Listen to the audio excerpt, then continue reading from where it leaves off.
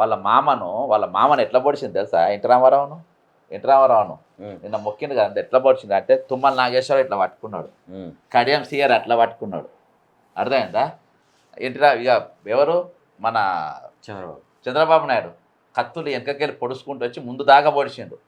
చచ్చేదాకా ఆయన కనీసం కుట్లు కూడా వేయలే. చచ్చిపోయినాక ఒకలమారు ఏడిపేడిచి వీళ్ళే కుట్లు వేసి ఇక వీళ్ళే ఇది చేసి ఈరోజు వీళ్ళే బొమ్మలు పెట్టి వీళ్ళే విగ్రహాలు పెట్టి వీళ్ళే చేసారు. అరే వీళ్ళే అబ్బా. తుమ్మల నాగేశ్వర ఒక దిక్కు బట్టి భక్తులు ఎన్టీఆర్ లెక్క బతకాలంట.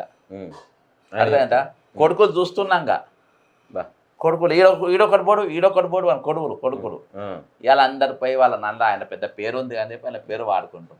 ఈడబోడు ఇంకా బతికే ఉన్నాడు, ఈడబోడు బిడ్డలు కూడా పొడిపించిండ్రు.